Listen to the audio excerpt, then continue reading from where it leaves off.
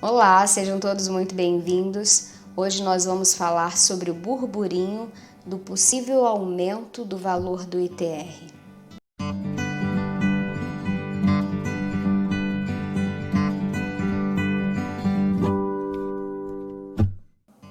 Em 10 de abril deste ano de 2019, o Instituto Escolhas, que é uma associação sem fins lucrativos, com a colaboração de alguns pesquisadores da Geolab, que faz parte da Exalc, apresentaram à sociedade um estudo sobre o ITR, por meio de um evento organizado pelo jornal A Folha de São Paulo. Pois bem, este estudo teve como objetivo demonstrar a ineficácia da cobrança deste imposto do ITR em todas as dimensões para as quais ele foi criado.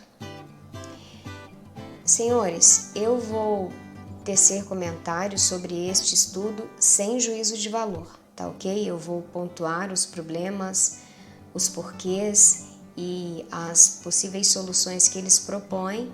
E outra, eu vou pressupor que os senhores já sabem do que se trata o ITR, do que se trata esse imposto. E caso os senhores não saibam, eu vou deixar aqui na descrição do vídeo o link do site Direito em Movimento, que lá até o dia 2 de junho estará disponível um e-book de perguntas e respostas sobre o ITR. Então, se os senhores não têm conhecimento sobre este imposto, corram lá, deem uma lida bem rápida que vai ficar mais fácil entender este vídeo, tá ok? Pois bem, este estudo, senhores, feito por esta instituição em colaboração com alguns pesquisadores da Exalc e divulgado com a ajuda de um jornal, teve como base, vamos dizer assim, 3 problemas. Desses 3 problemas, um deles se desdobra em várias outras questões. Então, para ficar mais fácil o entendimento e mais dinâmico, eu vou apresentar estes problemas da forma que eu interpretei depois que li o estudo, tá? Então eu vou falar sobre o problema, vou falar os motivos do problema e vou falar as possíveis soluções que este estudo dá. O primeiro problema, ele não estou falando também em ordem que eles põem no estudo. Eu coloquei numa ordem para a gente conseguir ter um entendimento mais leve, tá?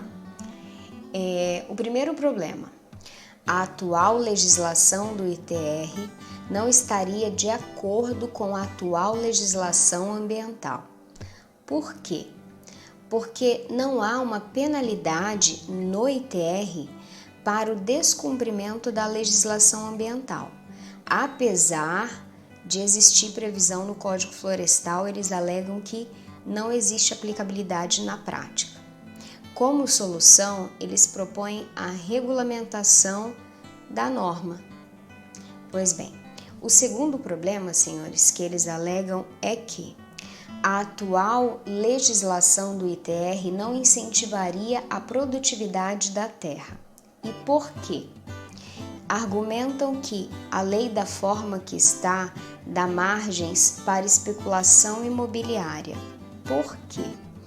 Porque para o cálculo do VTN, não é considerado florestas nativas, ou seja, possibilitaria alguém comprar uma extensão de terra muito grande, que tenha uma extensão muito grande de floresta nativa, que é descontado do cômputo do valor do VTN, logo o valor do imposto cairia e ele manteria a propriedade ali, esperando que um dia ela se valorizasse ou ele resolvesse investir.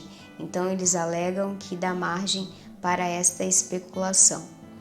Como solução, eles propõem, por óbvio, a tributação da floresta nativa, das áreas de preservação ambiental, sejam elas obrigatórias ou voluntárias, os excessos de floresta nativa, enfim, eles propõem a tributação de tudo.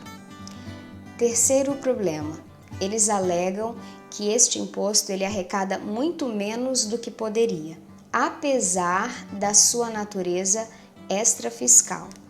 O que significa isso, senhores? Extrafiscal significa que o imposto não tem como objetivo verter dinheiro para os cofres públicos. Ou seja, o objetivo, no caso do ITR, o objetivo dele é proteção da função social da propriedade e não encher os cofres públicos de dinheiro. Então, mesmo assim, apesar da natureza não ser esta, eles alegam que este imposto ele arrecada bem menos do que poderia. Por quê? Primeiro motivo pelo qual eles alegam que este imposto arrecada menos do que poderia, porque ele é declaratório, ou seja, os declarantes podem faltar com a verdade perante a declaração. Como solução, eles propõem uma fiscalização maior do poder público sobre a propriedade, para que condiza a atividade que é feita na propriedade com o que é declarado no imposto. Pois bem, segundo motivo pelo qual eles consideram que este imposto arrecada menos do que deveria, porque o VTN, o valor da terra nua, que é a base de cálculo do imposto, seria muito baixo. E por que o VTN seria baixo? Porque o índice utilizado para calculá-lo, o grau de utilização da terra, estaria defasado. E por que este índice estaria defasado? Eles argumentam que para atualizá-lo é muito burocrático. Então, como solução, eles sugerem que a Receita Federal do Brasil passe a ter autonomia para atualizar o grau de utilização da terra anualmente e não mais tenha questões legislativas e burocráticas. É esta a solução. Passar para a Receita esta prerrogativa, vamos dizer assim. Terceiro motivo pelo qual eles consideram que o valor do imposto, o valor arrecadado do imposto é aquém do que deveria. Na pecuária, na atividade pecuária especificamente, não se considera os pastos em formação e nem os investimentos feitos no pasto, no VTN, ou seja, o VTN, o valor do VTN é descontado os investimentos no pasto e os pastos em formação. E eles alegam que isso é muito, né? E que causa uma defasagem muito grande. E para solucionar isto, eles sugerem que tenha uma tributação, que seja feita a cobrança do imposto sobre esses pastos em formação e sobre os investimentos feitos no pasto. Quarto motivo pelo qual eles alegam que o ITR arrecada bem menos do que poderia é que alegam que o valor do VTN seria imaginário, exatamente esta palavra, seria imaginário, uma vez que o produtor rural desconta todos os investimentos feitos na propriedade e, conforme é feito o desconto, diminui-se o valor do VTN e conforme a diminuição do valor do VTN, se diminui o valor do imposto também. Como solução, eles propõem que a base de cálculo do cômputo do ITR deixe de ser o VTN, o valor da terra nua, e passe a ser o VIR, que é o valor do imóvel rural. Este valor do imóvel rural, ele é composto pelo valor da terra nua mais as benfeitorias. Quinto e último motivo pelo qual eles alegam que o imposto arrecada bem menos do que poderia. Eles argumentam que as alíquotas atuais seriam ineficazes, uma vez que as mais baixas teriam uma arrecadação irrisória, insignificante para os cofres públicos, e as mais altas não seriam aplicadas. Então, por este motivo, eles alegam que as alíquotas atuais não condizem com a realidade. Como solução, eles propõem que a alíquota que hoje varia de 0,03% a 20%, senhores, eles sugerem que passe a 0,2% a 3,7%. Como os senhores podem observar, tanto a alíquota menor quanto a maior tem uma diferença bem grande do proposto por eles. Vale ressaltar que, por mais que tenha diminuído a alíquota máxima de 20 para 3,7, a base de cálculo aqui considera-se também modificada. Deixa de ser o VTN, o valor da terra nua, e passa a ser o VIR, o valor do imóvel rural, que seria o VTN mais as benfeitorias. Pois bem, senhores, eu acredito que esses sejam os principais pontos deste estudo. Eu tentei tornar o mais fácil o entendimento possível. De todo modo, eu vou deixar aqui o link na descrição do vídeo desse estudo para que os senhores possam ler e tirarem as próprias conclusões. Nada melhor do que a gente ler e depreender por nós mesmos, né? Mas eu espero ter ajudado de alguma forma. A título de informação, vou esclarecer aos senhores que eles colocam no estudo que o VTN ele estaria ligado diretamente à reforma agrária. Por quê? Porque no caso de desapropriação, o valor da terra nua ele é pago com títulos da reforma agrária e o valor das benfeitorias eles são pagos em dinheiro.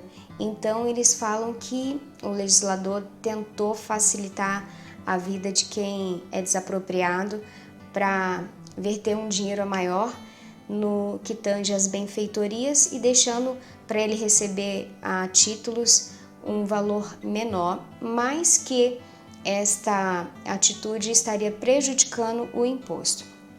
Só foi um parêntese para esclarecer que eu lembrei, então, para deixar os senhores mais ou menos por dentro.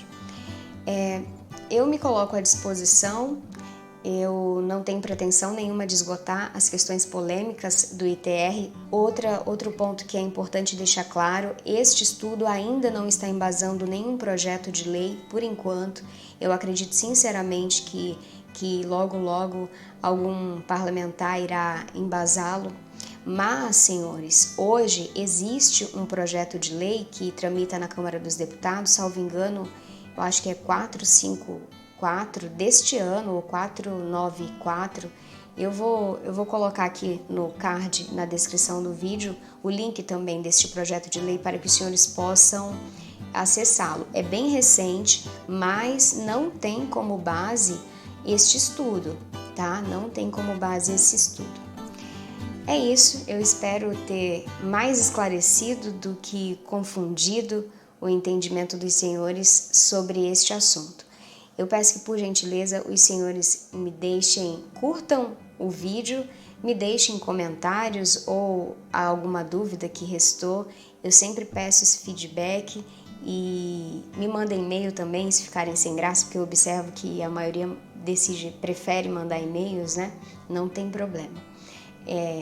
O importante é eu saber ter um feedback dos senhores. Eu fico por aqui, muito obrigada e me acompanhe nas outras redes sociais. Lá a gente conversa no Instagram especificamente, eu converso com mais frequência sobre questões do agro, que a gente sempre tem que estar antenado para tornar o nosso setor mais seguro. Boa noite, fique com Deus. Voltei. Eu fui assistir ao vídeo e vi que eu não respondi a pergunta do título, se o imposto vai aumentar ou não. Pois bem, agora sim, senhores, eu vou dar a minha opinião diante de tudo que eu li. Sim, eu acredito que na maioria dos casos o valor do imposto irá aumentar, salvo nas grandes faixas de terras. Nestes casos, não, é possível que haja uma diminuição. Pelo estudo, pelo que demonstra os mapas no estudo, isso pode acontecer no extremo norte do país, mas na maioria dos casos, sim, irá aumentar. Mas, dentro desse estudo, eles alegam que quanto maior a produtividade daquela propriedade, menor será calculado o ITR. Veremos, né? Veremos. Não é nada concreto, é só um estudo, pode embasar um projeto de lei? Pode, mas não é o que temos hoje. É importante a gente tomar ciência, é importante da gente saber o que está acontecendo por detrás para a gente não ser pego de surpresas, não é? Enfim, agora fico por aqui de verdade.